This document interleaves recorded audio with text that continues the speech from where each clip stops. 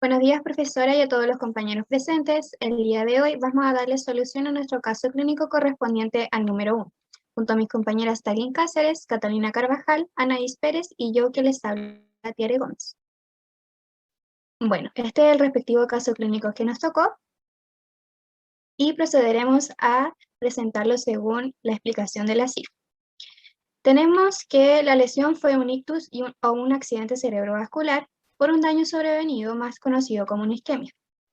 Las funciones y estructuras corporales que se ven afectadas son las funciones ejecutivas, la memoria de trabajo, hay un bajo control del lenguaje expresivo, hay un déficit de memoria que se puede explicar según temporalidad, de olvido, que vendría siendo la anterograda si hablamos de amnesias, y por otra parte está su otra clasificación que vendría siendo por sistema afectado, que sería amnesia frontal.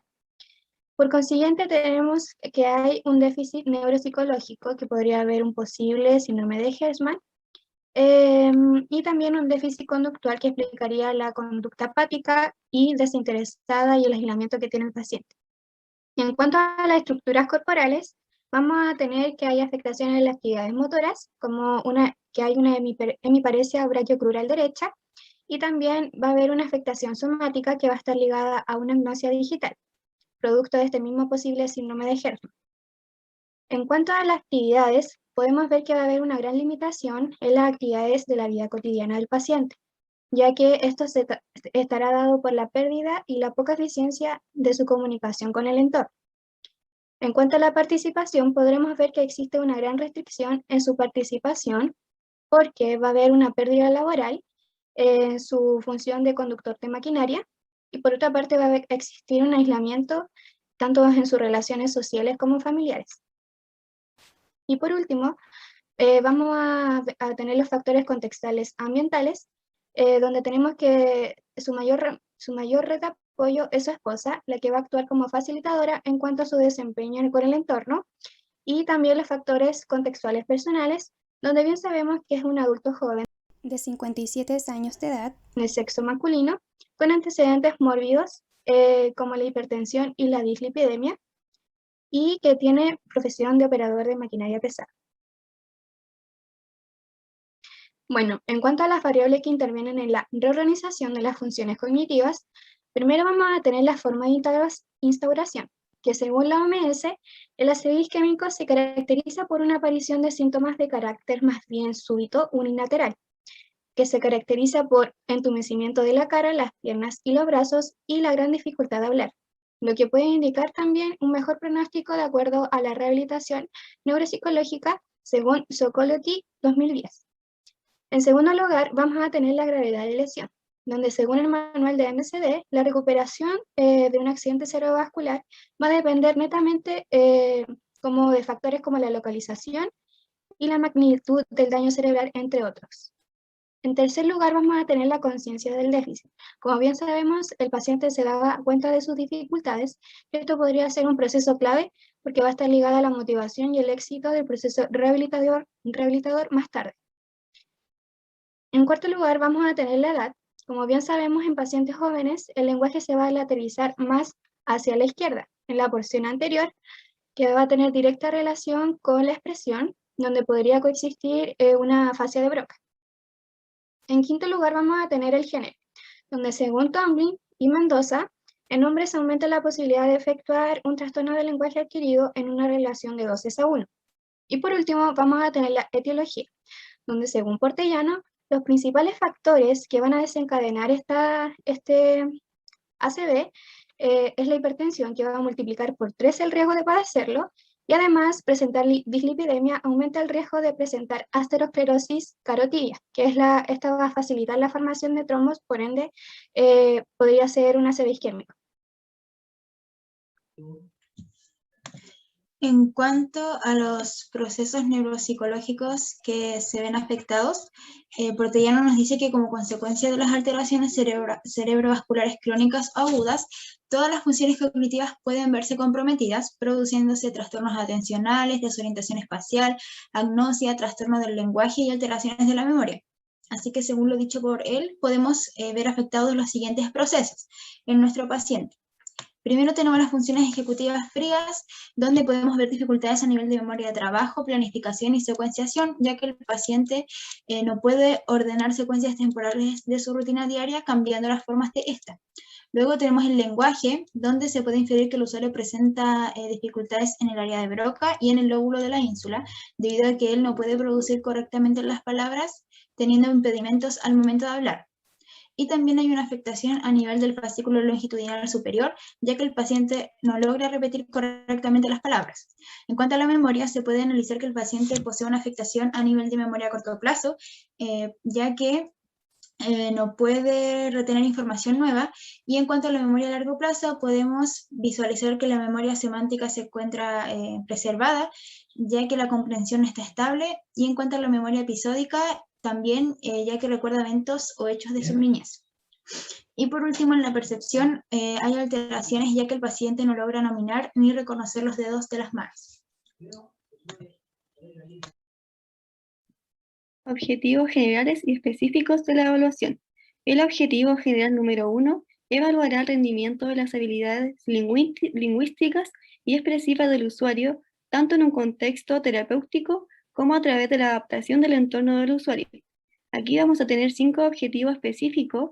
El primero va a determinar el rendimiento del discurso expresivo, el segundo va a determinar el rendimiento de la denominación, el tercero va a determinar el rendimiento de la fluidez, el cuarto va a determinar el rendimiento de la comprensión y por último el quinto va a determinar el rendimiento de la repetición. Todos estos los evaluarán mediante el protocolo de lenguaje para pacientes afásicos. El objetivo general número 2 evaluará el rendimiento del funcionamiento cognitivo del usuario, también en un contexto terapéutico. Aquí vamos a encontrar 4 objetivos específicos. El primero va a identificar el rendimiento del usuario de acuerdo a las funciones ejecutivas frías. El segundo va a identificar el rendimiento del usuario de acuerdo a la memoria de trabajo en el contexto social. El tercero va a identificar el rendimiento del usuario de acuerdo a la memoria de corto plazo. Y el cuarto va a identificar el rendimiento del usuario de acuerdo a la percepción y funciones visoespaciales. Y todos estos objetivos serán evaluados mediante una pauta no estandarizada.